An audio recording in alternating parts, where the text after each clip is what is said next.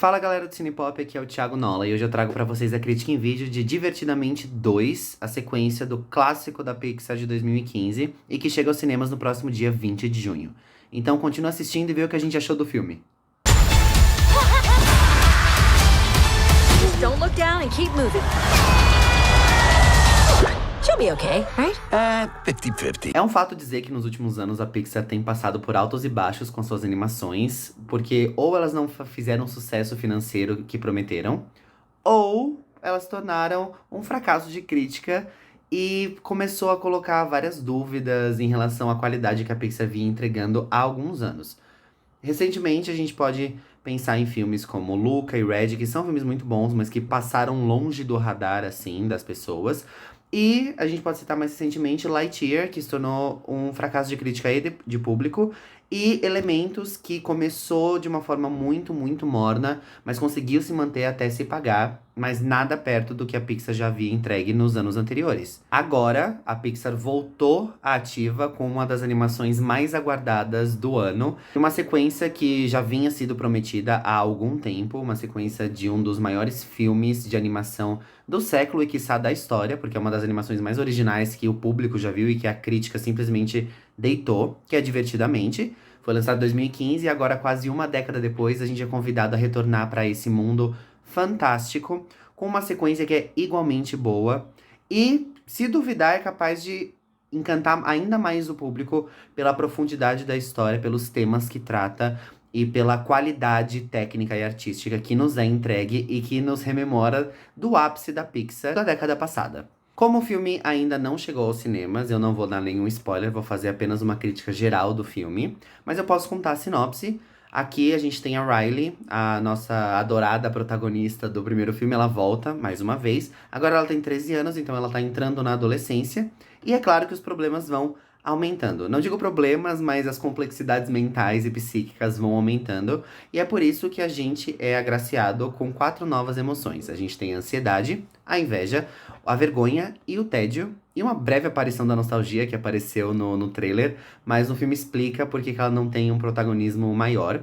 E essas 4 emoções vieram pra tornar a vida da Riley um pouquinho mais difícil, um pouquinho mais complicada. E isso não é tudo. Conforme ela vai entrando na adolescência, ela percebe que ela vai passar por muitas mudanças, incluindo a puberdade, como todo mundo no mundo já passou, pelo menos as pessoas mais velhas, né? E as emoções primárias, a alegria, o nojinho, a raiva, a tristeza e o medo, eles se veem meio que num beco sem saída, porque parece que a Riley não precisa mais das emoções primárias, e sim das emoções novas para poder lidar com certas situações completamente inéditas. Por exemplo, ela e as melhores amigas vão participar de um acampamento de rock, e ela percebe que ela vai perder as amigas em determinado momento, porque ela vai fazer novas amizades, e ela tem que focar nesse esporte que ela gosta tanto, que a gente já viu desde o primeiro filme, que ela é muito boa, e com o fato de que as coisas estão mudando, né? Como eu já falei, então tem todas aquelas emoções sobrecarregadas e que a gente vê no filme que são tratadas da maneira mais cômica possível, porque os adolescentes, eles são conhecidos por mudanças de humor muito bruscas. Então isso é bem tratado no filme e tem aquela leveza dos filmes da Pixar que a gente sempre adora. Então isso é uma das melhores partes do filme. Só que essas 4 novas emoções resolvem tomar controle da mente da Riley. E as outras 5 emoções são meio que banidas, por assim dizer. E vou contar só isso da história, é isso que eu posso contar pra não dar muitos spoilers.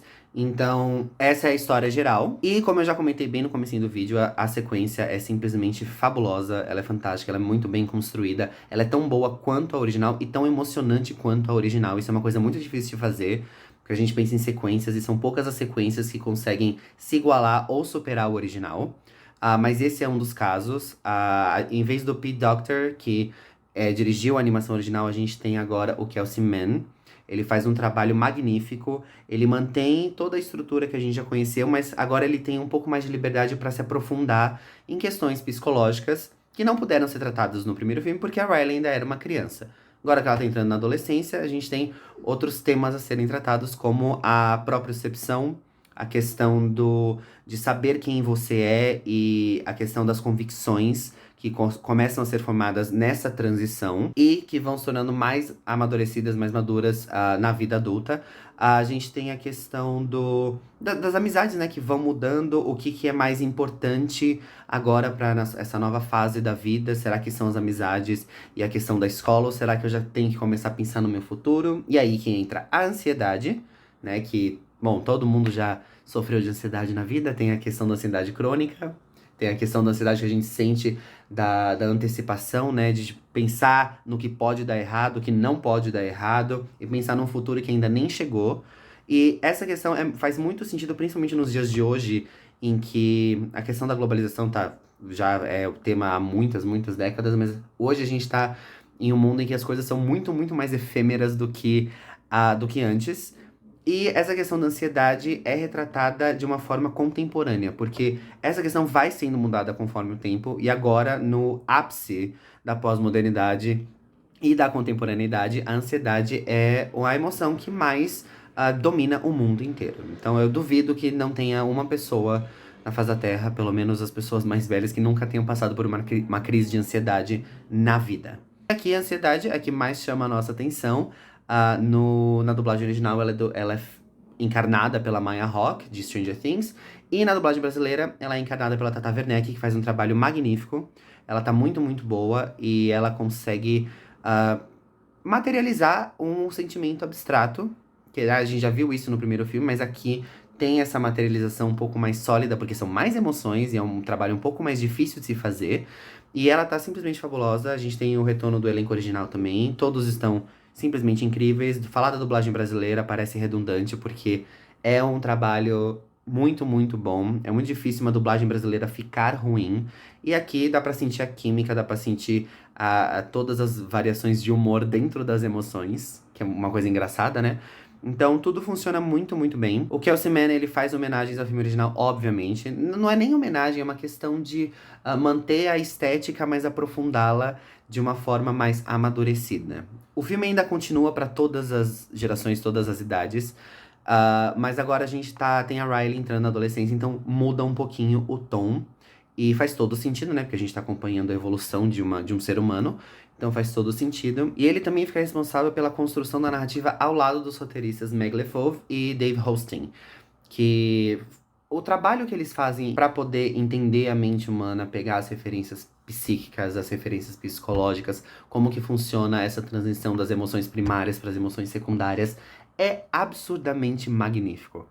É impressionante como a gente sentiu falta dessa profundidade dos filmes da Pixar, em que, conforme a gente vai explorando as camadas, a gente encontra coisas novas e a gente percebe que nunca é tarde para aprender alguma coisa.